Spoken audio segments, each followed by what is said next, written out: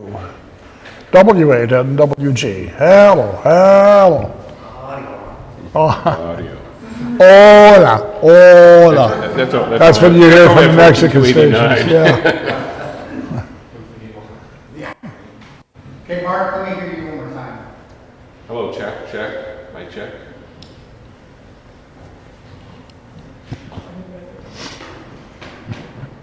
Okay. Okay. We ready?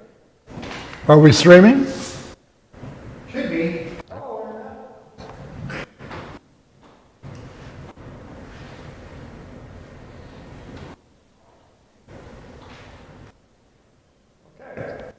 Welcome to Parks on the Air forum here from the Peoria Area Amateur Radio Club. My name is Tom Hunt. My call is W8NWG. My partner in crime, Mark Seuss. W9WGN. And between us, we've done a few parks. I get the first things first. I want to ask how many of you have done Parks on the Air as activators? Okay, so less than half. How many of you do Parks on the Air as hunters? Okay. Also, even less than that. Interesting. My strong suit, I do a lot of hunting, and Mark does a lot of activating. So we'll kind of give you a quick overview of just how this whole thing got started and where it's going. And I need to give credit to Deb, UD9EB, for helping with this PowerPoint. Yep. She happens to be the PowerPoint expert. So what I want to know is what part of ham radio do you enjoy doing? For example, let's see, do you do like getting awards like DXCC, worked all states, worked all counties, worked all grid scores? Do you like doing that? Show of hands. Okay, good. Okay. How about contests? Sort almost every single week. Okay. What about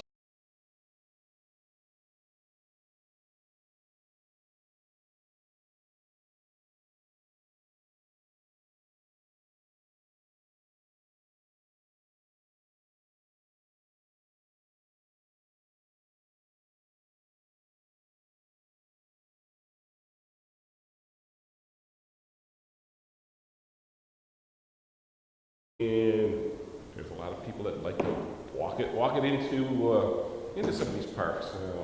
You go on the POTA website and kind of look, we'll see the way the parks are set up, but there's a lot of times, let's say you got to walk into this park, and it's not my thing.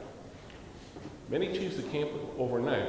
There was a group, I think a couple of years ago, they went up to Star Rock and spent the weekend up there.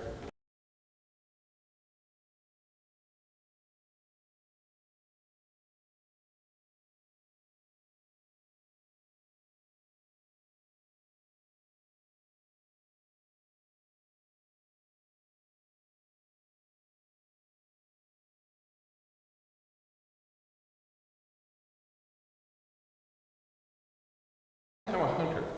Yeah, it's pretty easy. You sit at your house and have a cup of coffee in the morning and knock off a dozen parks real easy. And you get to the point where you work these guys long enough, you get to know who they are. They know your voice. Actually, I got a friend of mine that grew up in the Chicago area. I met him in Florida. He actually moved to Idaho. Anytime I hear him, yeah, you work with him. And there's actually an award for that. It's called Repeat Offender. I think if you work the same guy 100 times, you get another award. And here's, I'll let Pat take over for a little bit. Yeah, that's the Repeat Offender Award. Probably that's something that Mark's can, especially when you do the same parks over and over again, which is fine. People do that, and there's always a call for those parks. People are always looking for some of the, like around here, one of the most popular parks is Jubilee College. I've activated it, Mark's activated it, a number of club members have activated Jubilee College, and we pick up that minimum every single time, which is what makes it kind of fun. Some of the other awards, I like the Cheetah Award, where you do 5 parks in one day. you know, make your minimum of 10 contacts at each of the parks. And you have to move quickly from one park to the other, usually because a lot of the parks close at dusk.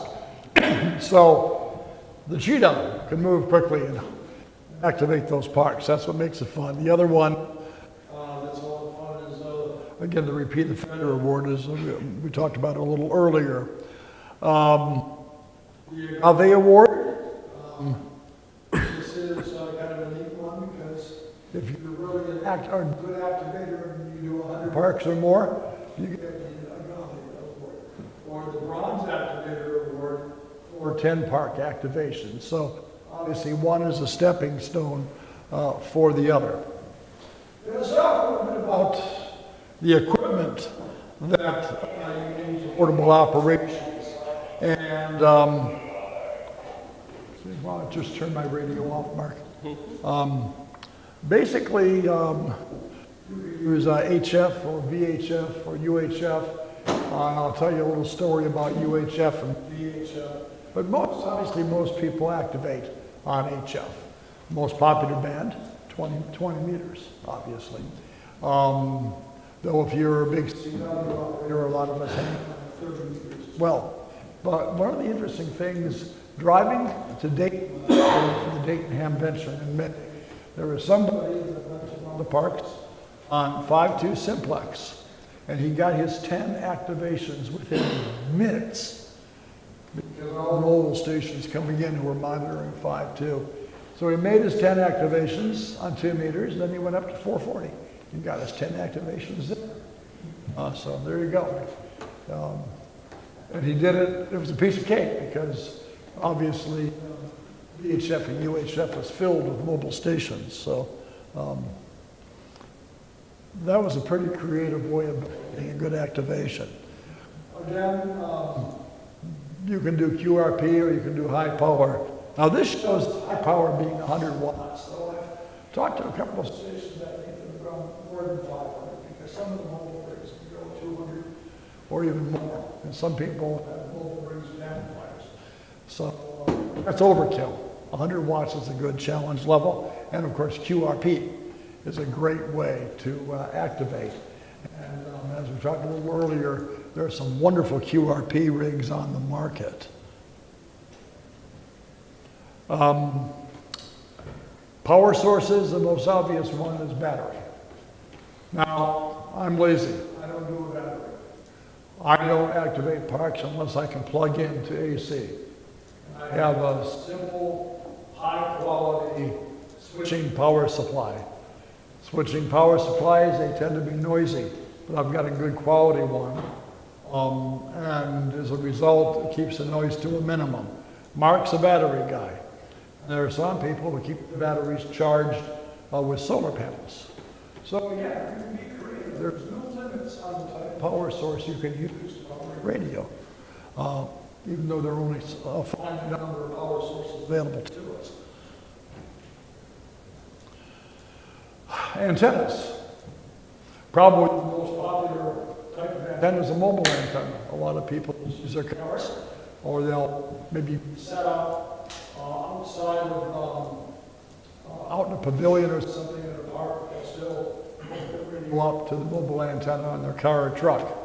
Mark and I both use the alpha antennas, great antennas. I also all along my life, people use body poles. People use ham sticks. Ham sticks are very, very popular. As an example of the versatility of a ham stick, the W9BFD Club got on the mid-cars this morning, and Mike had a ham stick out, and 40 meters, and we talked to the net control operator in Michigan. Beautiful signal using a ham stick. So yeah, there are many, many ways, many antenna configurations. Do whatever works for you the best and whatever you can afford. Again, our radios have built-in antenna tuners. Sometimes we use an external antenna tuner, or if you're really, really up to the challenge, you're going to build that perfectly resonant antenna. Put that on without a tuner. So you're taking chances. Again, use headphones, use the headset. handheld mic.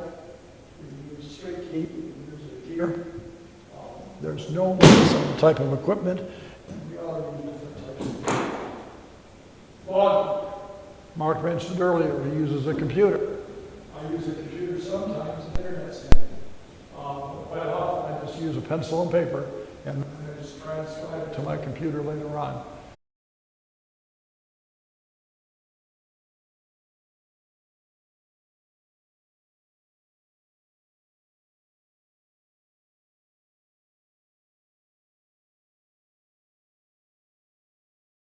Everything goes, but the first thing I had to do is make sure it worked.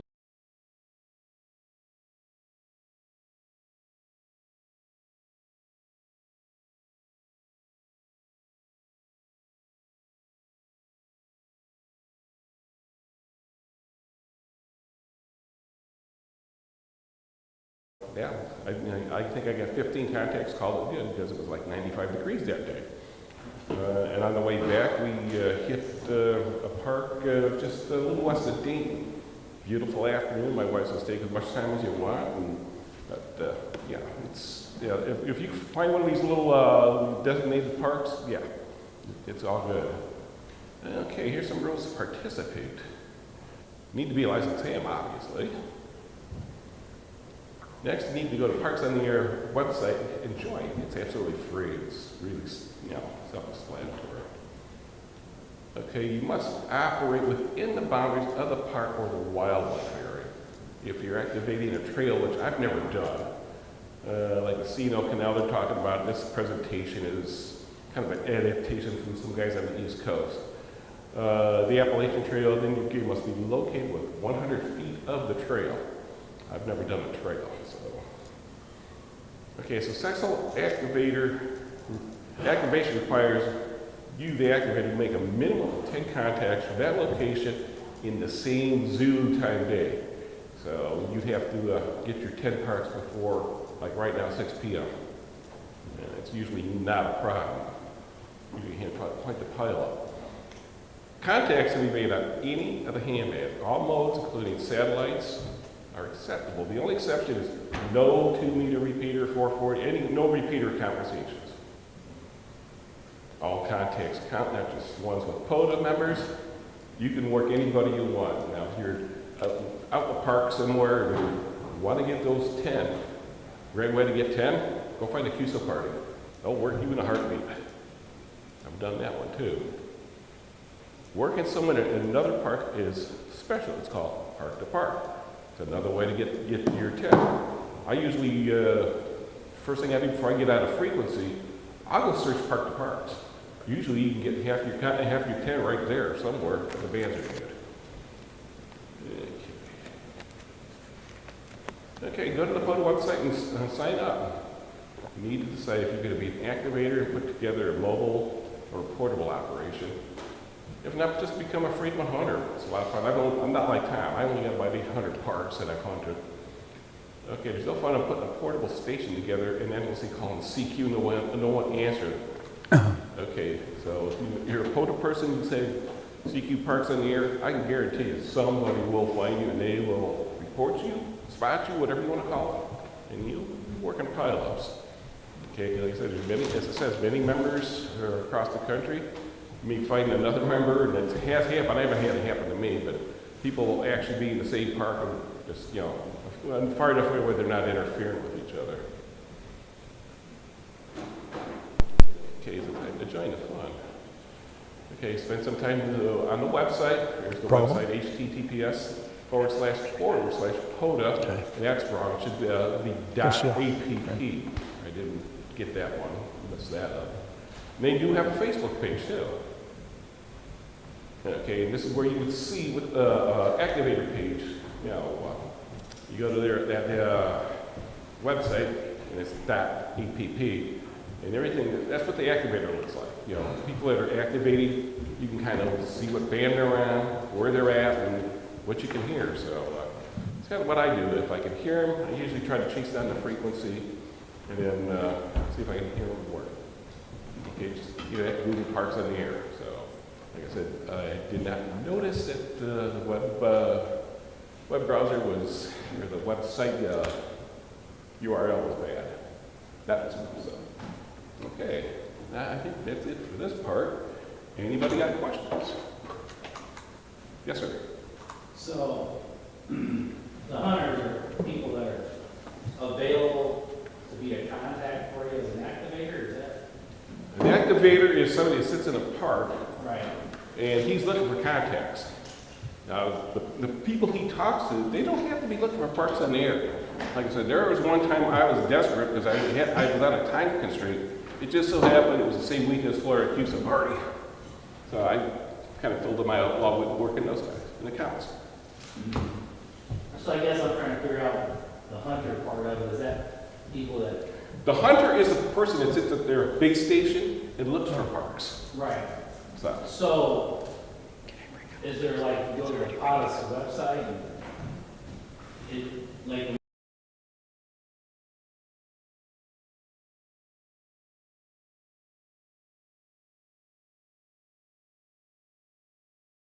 you would, what they call spot yourself. You put your call.